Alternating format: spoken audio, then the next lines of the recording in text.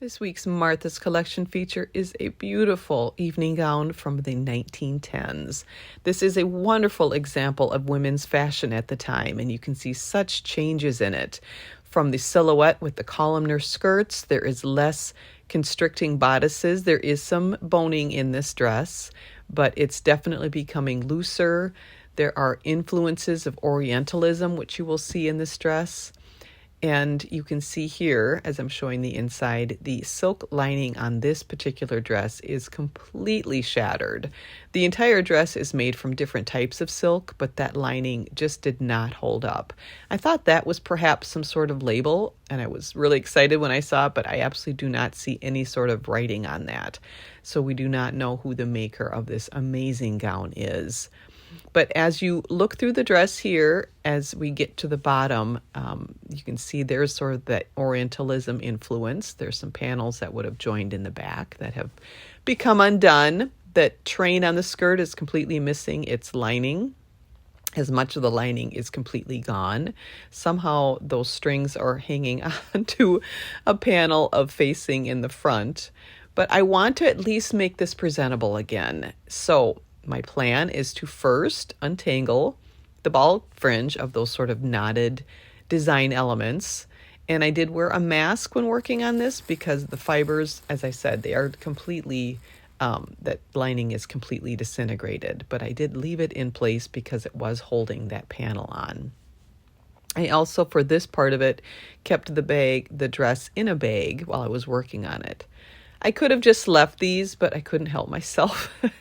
It's kind of like if there's a bunch of necklaces that are all tangled together, I actually kind of enjoy, you just one by one, just undo each one. And then I did secure the freed ones with a piece of lace to kind of keep those in place as I worked my way through the rest of them. And then I just gave each one a little bit of a press on those, the braided ribbon. And it's so much better. I was really glad that I did that.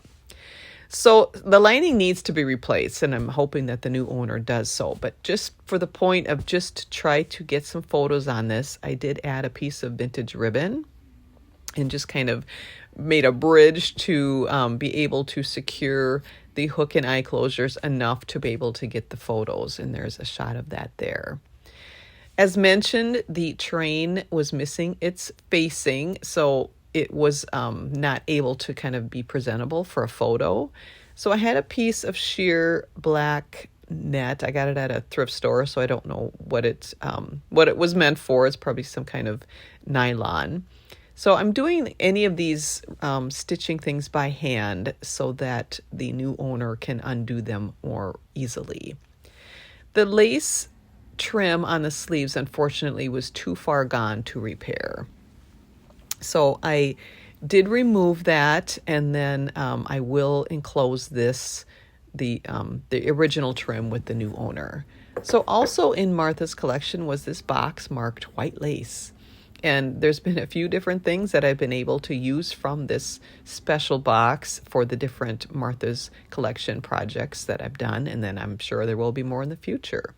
So I stitched that on by hand, and I think that is much better. And look at the little rhinestone trim on that as well.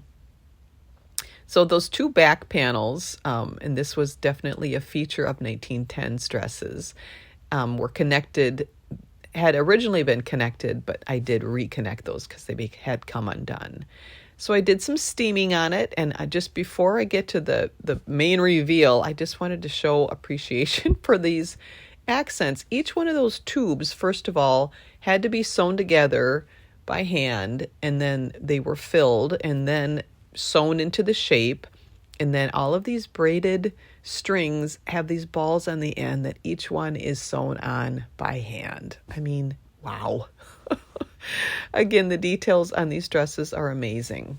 And here is the amazing dress. Look at that dress. I mean, wow. I've seen dresses like this in museums, and the fact that I've had this in my presence has just been astounding. I mean, I had her on the mannequin, and I just would go and look at her. It's like having a piece of art. Just these beautiful things to look at, and that women wore them, and just It was just such a privilege to work on this dress, and which I think is an amazing, beautiful survivor 110 years later.